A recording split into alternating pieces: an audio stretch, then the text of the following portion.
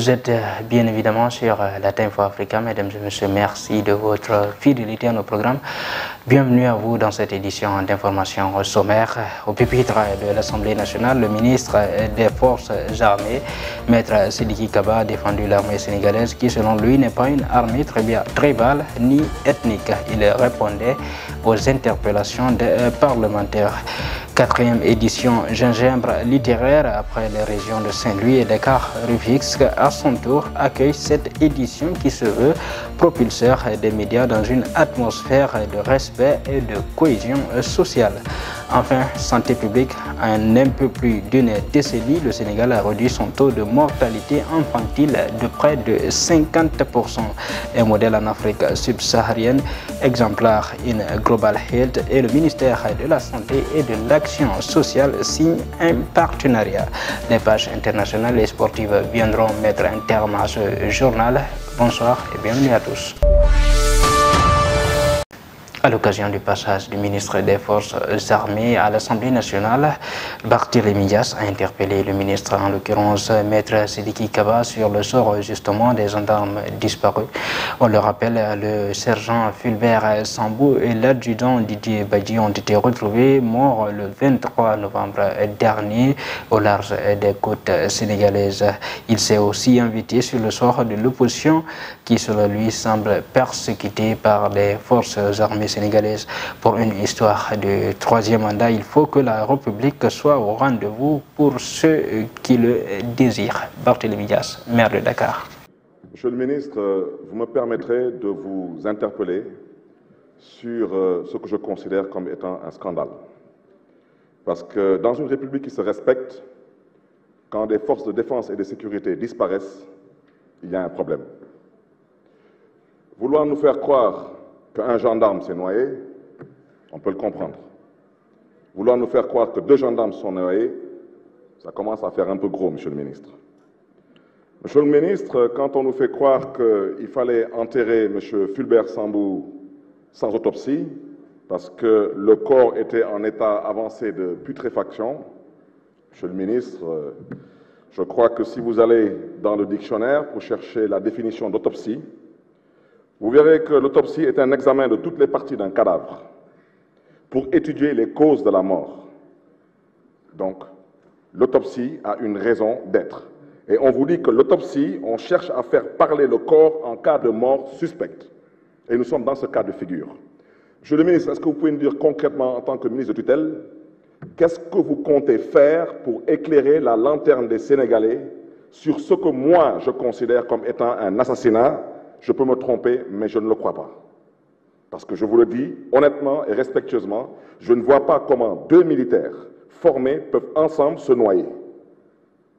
Alors, tout ceci, pour ne pas dire tout cela, pourquoi?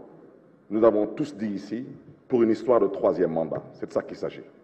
Alors, pour une histoire de 3e mandat, il faut que la République se mette au garde à vous pour ceux qui le désirent.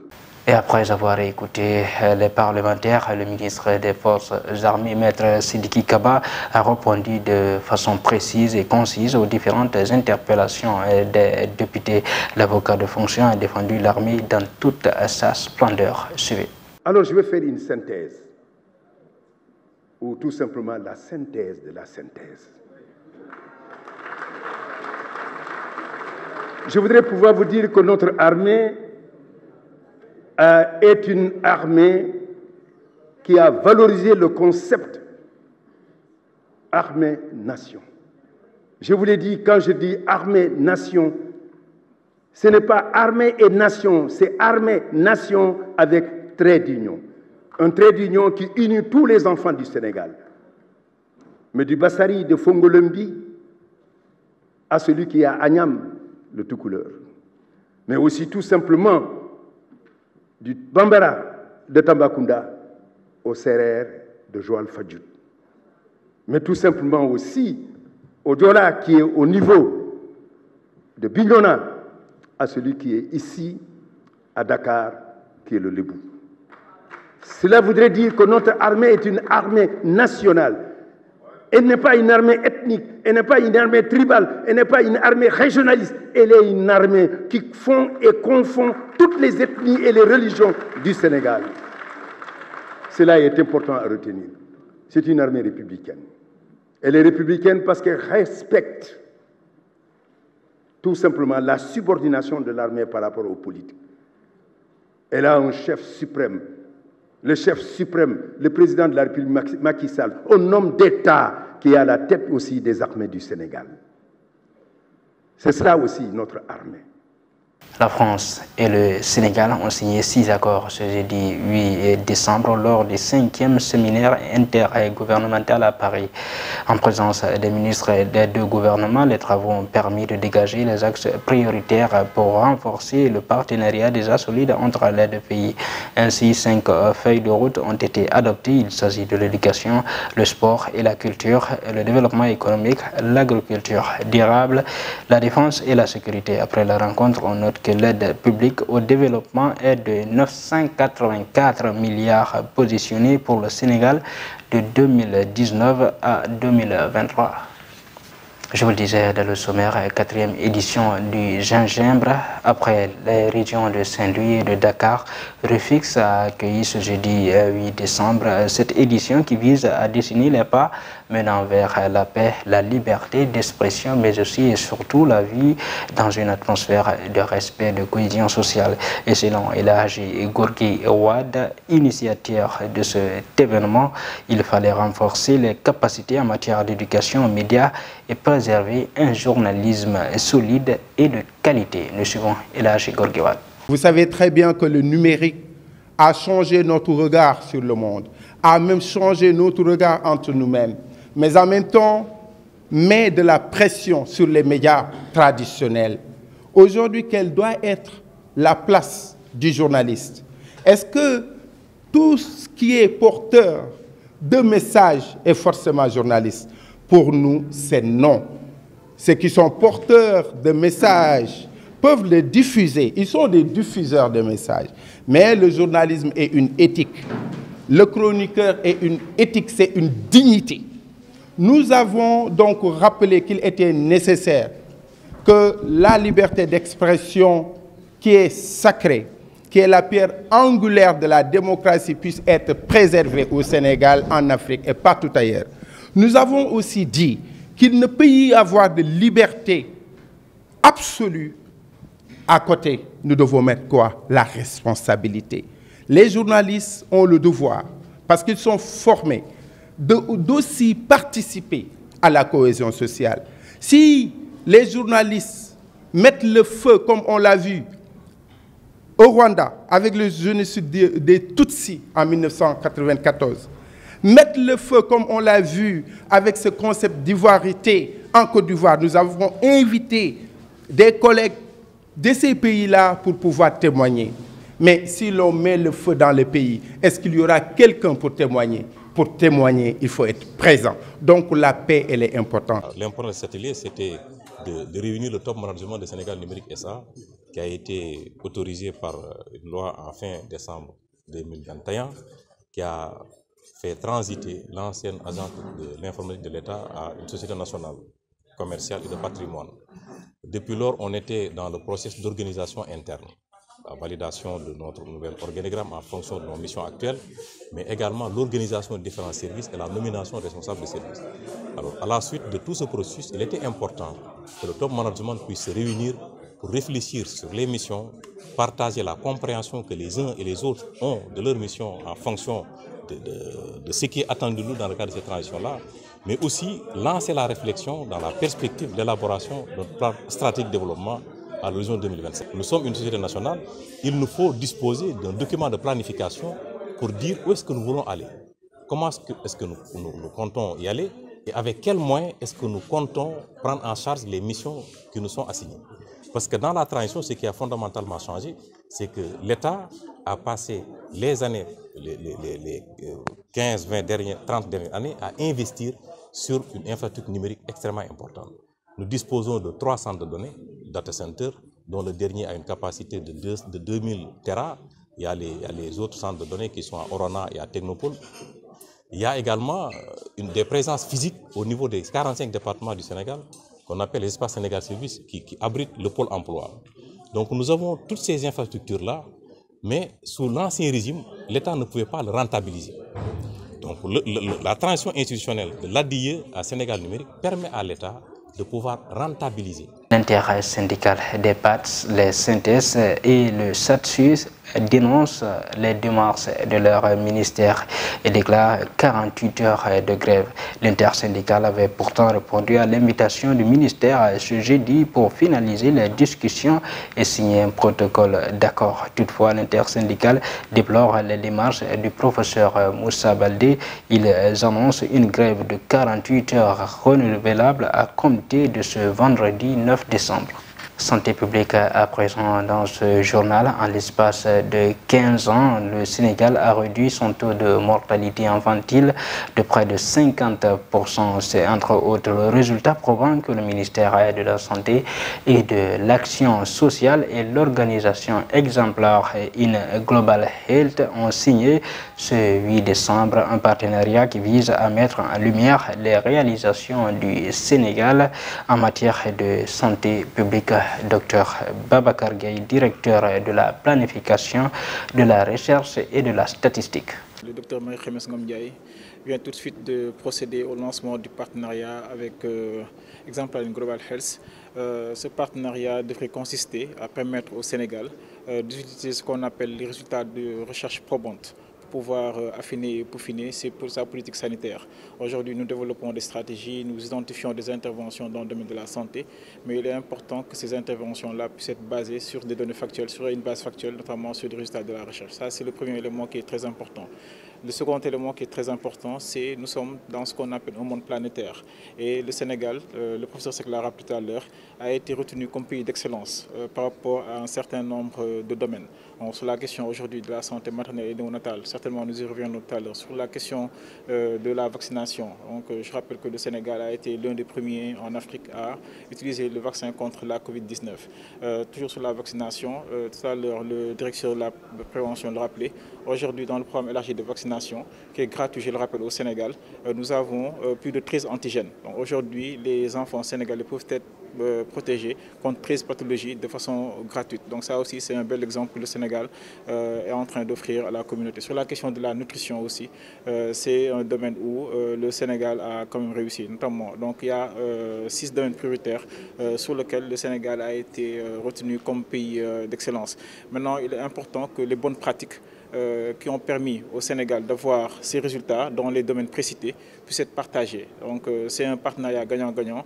Exemplar Global Health va nous permettre, à partir de nos interventions pilotes, de pouvoir les capitaliser, mais aussi de les diffuser au niveau de la région Afrique, au niveau sous-régional, déjà Afrique de l'Ouest, au niveau régional Afrique, mais aussi au niveau global. Et puis le plan stratégique 2023-2027 s'est ouvert ce 8 décembre à Saly, un atelier de planification stratégique avec l'ensemble des décideurs de la société Sénégal numérique. Et ça, cette rencontre va permettre d'élaborer un plan stratégique sur ces 5 prochaines années de la société nationale qui va d'ailleurs boucler sa première année d'existence le 20 décembre prochain. Malik Sow, le secrétaire général du Sénégal numérique SA. L'important de cet atelier, c'était de réunir le top management de Sénégal numérique SA, qui a été autorisé par une loi en fin décembre 2021, qui a fait transiter l'ancienne agence de l'informatique de l'État à une société nationale commerciale et de patrimoine. Depuis lors, on était dans le processus d'organisation interne, la validation de notre nouvel organigramme en fonction de nos missions actuelles, mais également l'organisation de différents services et la nomination des responsables de services. Alors, à la suite de tout ce processus, il était important que le top management puisse se réunir pour réfléchir sur les missions, partager la compréhension que les uns et les autres ont de leur mission en fonction de ce qui est attendu de nous dans le cadre de cette transition-là, mais aussi lancer la réflexion dans la perspective de l'élaboration de notre plan stratégique de développement à l'horizon 2027. Nous sommes une société nationale, il nous faut disposer d'un document de planification pour dire où est-ce que nous voulons aller, comment est-ce que nous comptons y aller et avec quels moyens est-ce que nous comptons prendre en charge les missions qui nous sont assignées. Parce que dans la transition, ce qui a fondamentalement changé, c'est que l'État a passé les années, les 15, 20 dernières, 30 dernières années à investir sur une infrastructure numérique extrêmement importante. Nous disposons de 3 centres de données, data centers, dont le dernier a une capacité de 2000 Tera. Il y a les autres centres de données qui sont à Orana et à Technopole. Il y a également des présences physiques au niveau des 45 départements du Sénégal, qu'on appelle l'espace Sénégal Service, qui abrite le pôle emploi. Donc nous avons toutes ces infrastructures-là, mais sous l'ancien régime, l'État ne pouvait pas le rentabiliser. Donc la transition institutionnelle de l'ADIE à Sénégal numérique permet à l'État de pouvoir rentabiliser. À présent, place à l'actualité internationale. A reçu un énorme incendie ravage un centre commercial près de Moscou. En Israël, Benjamin Netanyahou obtient un délai de 10 jours pour former son gouvernement. Enfin, aux États-Unis, le Congrès a adopté une loi pour sanctuariser le mariage homosexuel. Nous suivons les explications. Gros incendie dans un centre commercial à Moscou. Le service d'urgence soupçonne un acte criminel derrière l'incendie qui a démarré dans la nuit de jeudi 8 décembre au vendredi 9 décembre dans un centre commercial de la banlieue de Moscou. Des milliers de mètres carrés sont partis en fumée dans la région de Moscou. Le premier bilan communiqué par les médias russes fait état d'un mort. Le gigantesque incendie a commencé dans la nuit de jeudi à vendredi dans le centre commercial Mega Khimki dans la banlieue de Khimki au nord de la capitale russe et non loin aussi de l'aéroport international de Sheremetyevo. Les pompiers combattent un incendie d'une surface de 7000 mètres carrés dans la région de Moscou, a annoncé sur Telegram le ministère russe des situations d'urgence. Une explosion a eu lieu à raison de l'effondrement du toit. Le feu s'est répandu instantanément à une vaste zone, a précisé le ministère sur Instagram, évoquant la difficulté des pompiers à travailler sur place. Et puis en Israël, des progrès ont été accomplis avec les partis partenaires, mais de nombreuses difficultés subsistent sur la voie d'une nouvelle coalition. Le pays s'apprête à être dirigé par le gouvernement le plus à droite de son histoire. 28 jours n'auront pas suffi donc à Benjamin Netanyahou pour mettre sur pied la coalition gouvernementale la plus extrémiste depuis la création du pays. Et il se voit contraint de demander une rallonge de 2 semaines prévue par la loi. Une prolongation qui n'est pas automatique, elle doit être justifiée. Plusieurs ténors de l'opposition demande au président israélien de ne pas accéder à la requête du premier ministre pressenti. Benjamin Netanyahou est pourtant parvenu à signer des accords de coalition avec tous les nouveaux partenaires de son parti, le Likoud. 3 formations d'extrême droite et 2 partis ultra-orthodoxes qui exigent avant même la présentation d'un gouvernement de modifier un certain nombre de lois. Enfin, aux États-Unis, le Congrès a définitivement adopté ce jeudi 8 décembre la loi visant à protéger le mariage pour tous aux États-Unis. Après le Sénat, la Chambre des représentants a voté le texte pour sanctuariser le mariage aux couples de même sexe pour éviter une annulation de ce droit par la Cour suprême, comme cela avait été le cas pour l'avortement en juin. Certains juges conservateurs de la Cour suprême ne s'en cachent pas après avoir annulé le droit à l'avortement en juin dernier. Ils voudraient aussi retirer celui des couples homosexuels à se marier, pourtant garanti par un arrêt de 2015. Cette nouvelle loi voulue par la Maison-Blanche vise donc à protéger le mariage pour tous. Ce texte, baptisé le Respect for Marriage Act, a été voté par les 2 chambres du Congrès. Il doit encore être signé dans les prochains jours par le président Joe Biden avant d'entrer en vigueur. Maintenant, place à la page sportive. Coupe d'Afrique des clubs basket. L'AS Ville de Dakar connaît désormais ses adversaires de la compétition qui démarre aujourd'hui. Ligue 2 sénégalaise, 8e journée. Diamano Fatick rate l'occasion d'être leader après sa défaite 2-1 contre l'US Ouakam. Queen's Park Rangers, Sénégal a aussi repris l'entraînement ce jeudi. Nous suivons. Le tirage au sort de la Coupe d'Afrique des clubs champions Maputo 2022 a été effectué ce jeudi. Représentant du Sénégal, le club de l'AS Ville de Dakar connaît désormais ses adversaires avec lesquels il partage la poule B. Et il y a du lourd. Champion du Sénégal en titre, l'AS Ville de Dakar va représenter le Sénégal dans la Coupe d'Afrique des clubs champions Maputo 2022, prévue du 9 au 17 décembre dans la capitale mozambicaine. Ainsi, en marge de cette compétition, le tirage au sort a été effectué ce jeudi. Le club sénégalais est tombé dans le groupe en compagnie de l'équipe du pays hôte Ferroviario Maputo, championne de Mozambique 2022 et double tenante du titre et de la Coupe d'Afrique des clubs 2018 et 2019. Outre cet adversaire de taille qui est l'ogre de ce groupe, l'ASVD rencontrera l'armée patriotique de Rwanda, le Sporting Club Alexandria d'Égypte et l'Overdose UP Station qui est championne du Cameroun 2022. Footballeur Jusqu'à présent, en Ligue 2 sénégalaise, Diamono de Fatick n'a pas pu profiter de la défaite de l'AGEL Rufisque pour prendre le fauteuil de leader à l'issue de la 8e journée de Ligue 2. Les Fatickois ont perdu ce jeudi devant l'US Ouakam sur le score de 2-1 alors qu'il avait l'opportunité d'être le nouveau leader du championnat après la défaite de l'AGEL. Ce mercredi, Diamono de Fatick a perdu sa rencontre face à l'US Ouakam 2-1 au stade Iba Mar Diop. Les Fatickois ont été défaits par une équipe ouakamoise premier relégable avant cette journée. Avec néanmoins un match en retard, l'US Ouakam arrache cette victoire précieuse et s'estirpe de la jaune rose à l'issue de cette 8e journée de Ligue 2. De son côté, Diamono Fatick perd une place et devient 3e au classement. Enfin, de retour du mondial, le gardien international sénégalais était présent à l'entraînement de QPR ce jeudi. À l'instar d'Iliman Ndiaye à Sheffield United, Seny Timothy Dieng n'aura pas eu beaucoup de temps pour se reposer après son aventure au Qatar. Après l'élimination du Sénégal à la Coupe du Monde, le portier de 27 ans qui s'était directement envolé pour l'Angleterre a fait son retour à Queen's Park Rangers. Ce jeudi 8 décembre, le champion d'Afrique était présent en entraînement à 3 jours de la réception de Burnley pour le compte de la 22e journée de championship. À noter que Keeper, qui n'a pas pu retenir Michael Bill, parti aux Rangers, devrait nommer Neil Critchley en tant que remplaçant au poste d'entraîneur. Mesdames et messieurs, voilà qui m'a fait à cette édition d'information. Tout le plaisir a été pour moi de vous servir. Restez en compagnie des programmes de la Tinfo Africa, les meilleurs.